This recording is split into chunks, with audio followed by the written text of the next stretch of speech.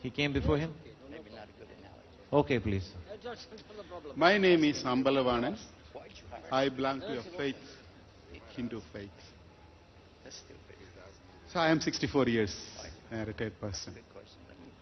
Throughout my life, my observation of all the religions, this is my perception. I am not casting any aspirations. The meaning of forgiveness and forgiveness and tolerance, is it wanting in this religion? Because the way in which you have put the invitation, the aftermath of the September 11th incident, the Islam's tolerance and Islam's forgiveness principle need much more explanation or much more level of tolerance. Like Could you come closer to the mic, please? Yeah. Because I find that Islam, it's only my perception, it's not my view, doesn't have that much of tolerance and forgiveness as other religions. Please. Yes, sir. Thank you.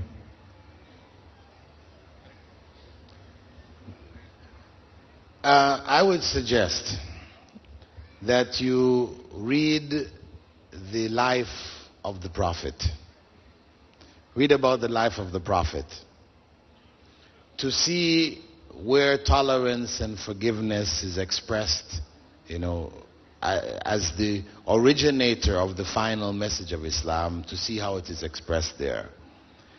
And if you read also the Quran, you will find tolerance and forgiveness and mercy expressed throughout it.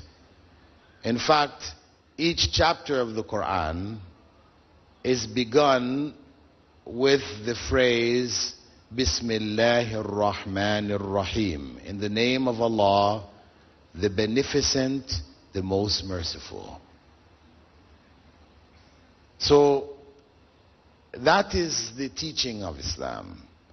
If you find some Muslims intolerant, and I won't deny that they may not have been, and they're not around today too, that is their individual practices or ignorance or whatever, emotionality or whatever. But that is not the teaching of Islam.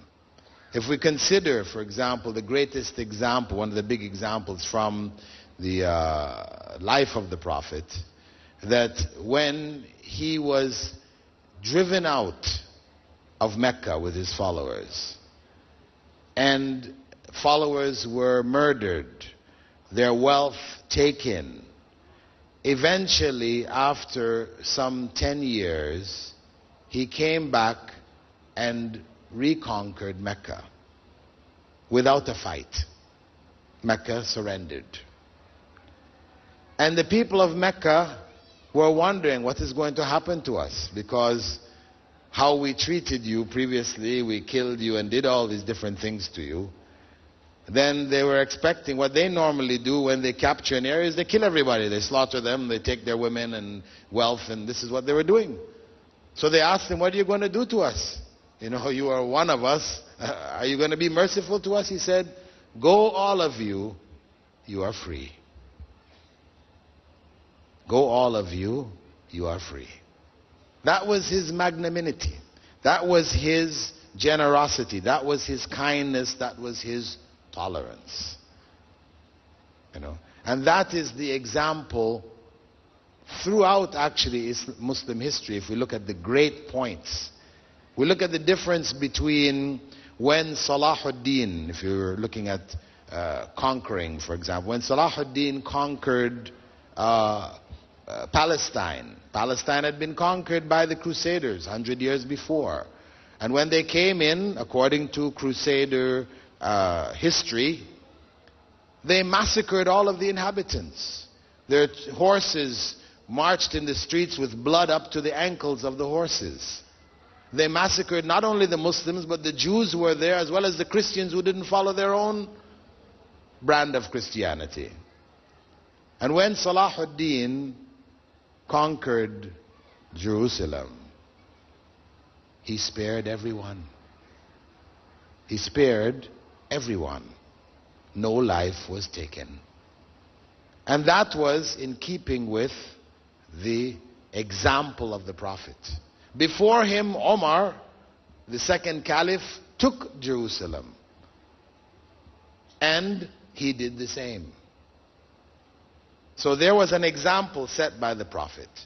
Historically, people follow that example for the most part, but there are examples in history where people didn't. So when we are to look at these different examples, we judge them according to the original example. We say, well, this is what Islam actually taught, but these people did something other than its teachings. So Islam really is a religion full of tolerance, full of forgiveness. But sometimes we find that Muslims aren't. Yes, sir.